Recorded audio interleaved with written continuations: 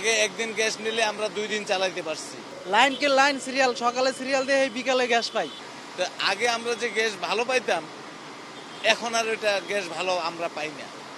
কারণ আগে একদিন গ্যাস নিলে আমরা 2 দিন চালাইতে পারছি, সেটা ঢাকা শহরের যানজটের পরিস্থিতির উপরে নির্ভর করে।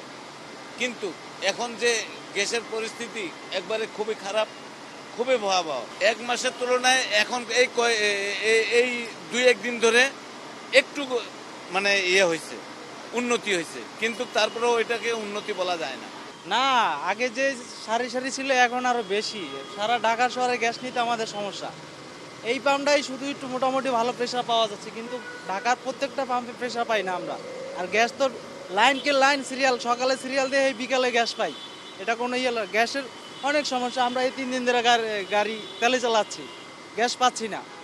এখন এই সমস্যা কবে সমাধান হবে একমাত্র আল্লাহই জানে, বুঝছেন। গ্যাসের প্রচুর, সারা ঢাকা শহরেই গ্যাসের সমস্যা, শুধু এই পাম্পে না। আপনি দেখবেন প্রত্যেকটা পাম্পে, ঢাকার যেখানে সিটির মেইন সিটির পাম্পগুলো, ওই পাম্প প্রত্যেকটা পাম্পে গ্যাসের সমস্যা।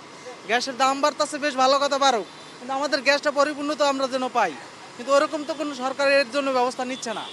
ঠিক আছে, এখন এটার জন্য আমাদের জন্য সহজ হয়, আমরা তো চাকরি করি, ঘন্টার পর ঘন্টা যদি এরকম লাইনে সিরিয়ালে বসে থাকে, তাহলে আমাকে কীভাবে বস ম্যাডামকে আমরা হ্যান্ডেল করবো বলেন।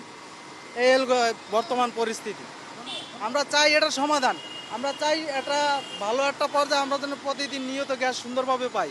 আগে তো কোনো সিরিয়াল ছিল না, এতদিন তো গ্যাস সুন্দরভাবে নিছি। আর এখন গ্যাস নিতে গেলে এই সমস্যা, সমস্যার কোনো শেষ নাই, বুঝছেন। এই হলো বর্তমান পরিস্থিতি।